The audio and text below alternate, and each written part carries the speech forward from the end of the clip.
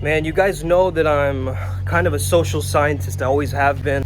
Ever since I was young, I was very much an introvert, and I used to watch people, I used to observe people. So this video is all about dominance, specifically social dominance.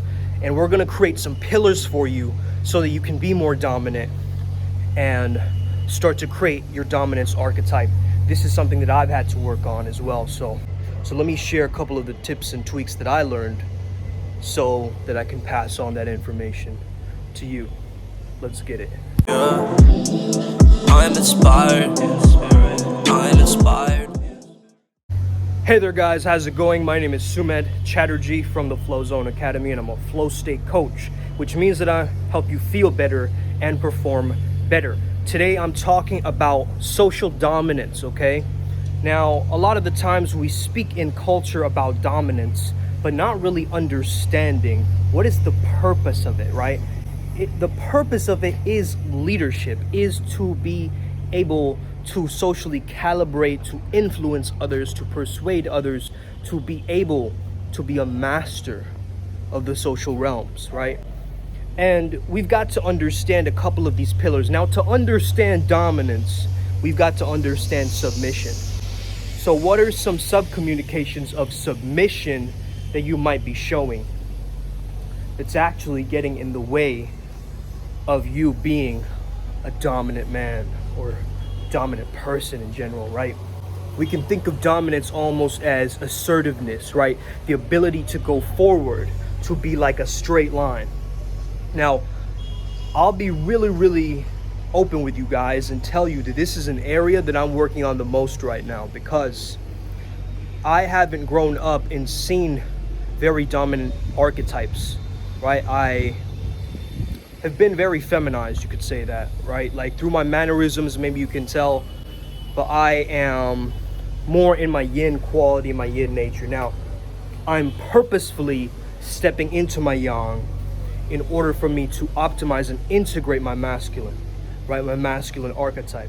Now, this is something that is very profound, and it has a very deep shift in terms of what you're doing. First of all, start lifting heavy. Number 2, cold showers. These are the bare minimum, right? And I also got advice from 2 other guys who are also in this beast process, lion's den process. And I also got advice from my mentor. He told me to take my healer archetype and go a layer down so I could tap into my actual, like, the darker archetype, deeper into my balls, you could say, right? To find out, like, what is it that I actually want to portray, because there's an incongruency in, like, the caring, nice guy, the healer, the helper. But then there's also a part of me that there's a shadow archetype that I haven't really explored yet, which is the dangerous man. The man who can go move across the world and be dangerous, right? Dangerous doesn't mean you go into dangerous situations and you cause danger, you know, irreversibly. It means that you have the opportunity to. So this means like leaning into maybe some type of martial arts or fighting, definitely looking into that. I got advice from 2 different people. One was,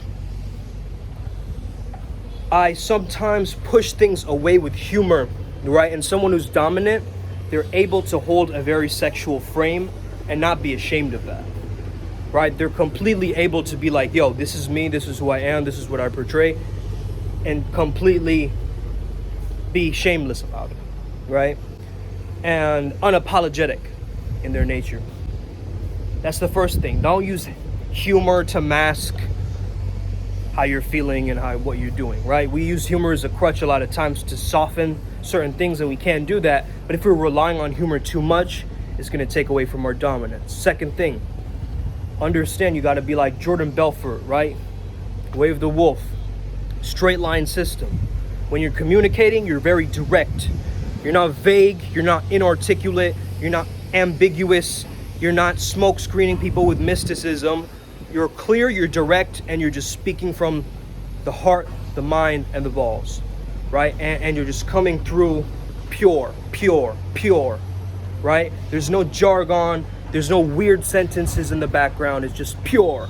That's the other thing that I got, which was very helpful. The next element to understand this thing is to understand what is submissive behavior, right? So one of the submission behaviors that I've noticed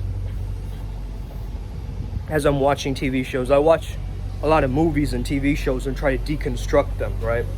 Like I was watching the scene from Boiler Room where he was asserting his boundaries. You have to assert your boundaries when you have dominance, right? So this guy is sitting in his seat, right? And he comes in and he's just like, sorry, man, that's my seat. He's like, oh, I'm so sorry. And he gets up and he's like, oh, no problem, man. Thank you. And he sits down. He's just very calm, right? He doesn't make a big deal about it, but he just asserts his boundaries. Now that is a powerful way to portray that dominance. Now there's different dominance archetypes, some that don't really help you, I would say, but they're still there, right? They're still out in culture.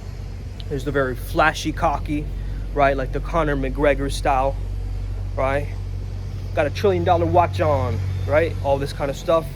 Then you have the Master of the Universe archetype, which is more like, you know, Grant Cardone, or like these kind of, you know, these entrepreneur type archetypes, which feel like, oh, they're rich, but they also have the intelligence, they also have this, and they also have that. They feel like they're a master of their universe, right? That's another dominance archetype. Another one is the meathead. They physically use aggression, right? So they will physically threaten you with violence and things like this. That's another archetype that doesn't often go well, but sometimes we need to tap into all of these energies, right? So it's important to understand that there are these archetypes and there are the different traits of these different character archetypes, right? But I think the most smoothest dominant man is the Godfather archetype, right? The mob boss, the Don, the gangster, right? The one that sits back and has a trust in his tribe, the alliance that he's creating through the network where he's opening up, right? And you'll notice, the fact is, you know, whatever you want to think of this man, Donald Trump is a very dominant man, okay? And you can see it in the way that he polarizes people and in the way that he holds to what he's saying. He has excellent frame control. He doesn't go off of what he's saying. Even if he said something in the past, he can change his mind and like go completely stay honest with it, right? Stay potent with it. Trump doesn't break eye contact. He also does not back down from a challenge, right? He will call out some form of challenge from somebody else, and he'll use name calling. That is one style of dominance, right? You'll notice that if you're using too much physical touch, it's going to be submissive. But if you use the right amount of physical touch, you'll notice that dominant men, they use a kind of parental touch, okay? Let me explain what I mean by this. Like, let's say they go like this to your cheeks, right? They kind of like mock punch you in the arm. They kind of put their arm over you to dominate you, right? You'll notice these things, right? In a social environment, the alpha male of the group, right? Sort of be buddy and chummy and friendly in order to actually subjugate or subordinate the people around them. Like they're showing that they're the alpha, they're the master, they're taking up more space. Now some people, they overdo this, right? And it becomes very off-putting, and women also start to feel very unsafe around these people. So you want to create a sense of social acuity, how you're making people feel around you in the environment.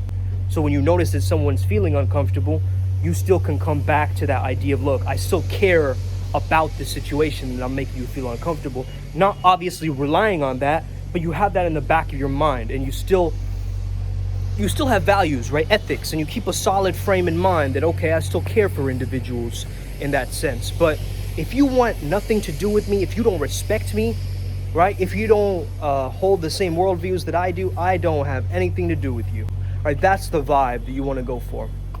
I think that's a very empowering vibe to really stand by and understand. So like I said, there is this imposter syndrome, insecurity, low self-esteem.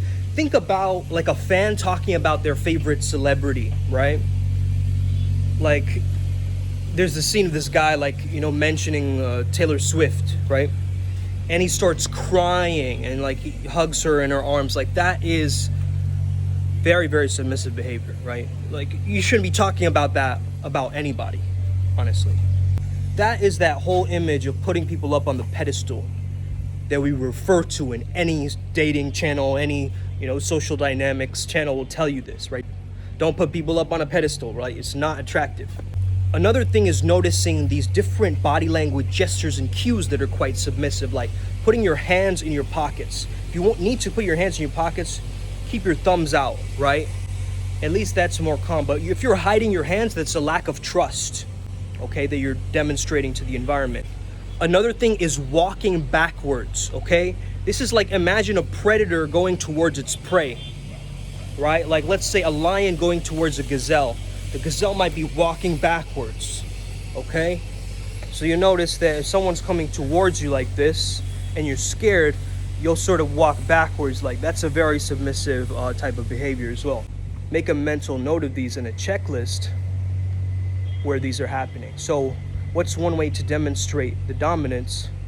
Take your time. You'll notice a lot of the times people who are more submissive are trying to rush, like they have somewhere to go, they have something to do.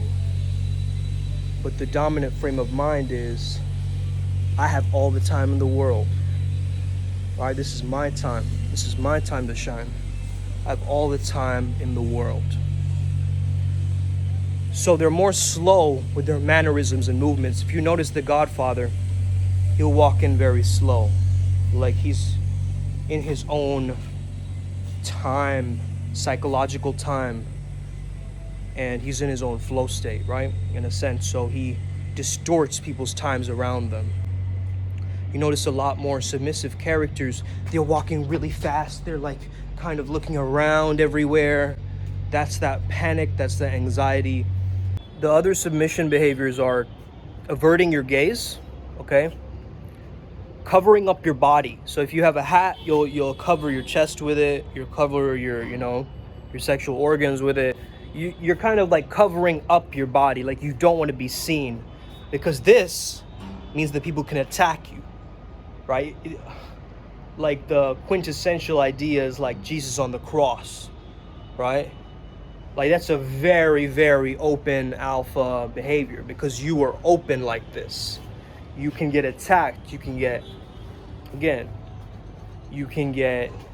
shot, right? If you're blocking these vital organs, you're sensing that, okay, I'm afraid, okay? If you're walking very open with your body language, you're saying, I'm okay with getting shot. I'm okay with being attacked. Wow. Right? That's courage, that's assertiveness, that's dominance if I ever saw it, okay?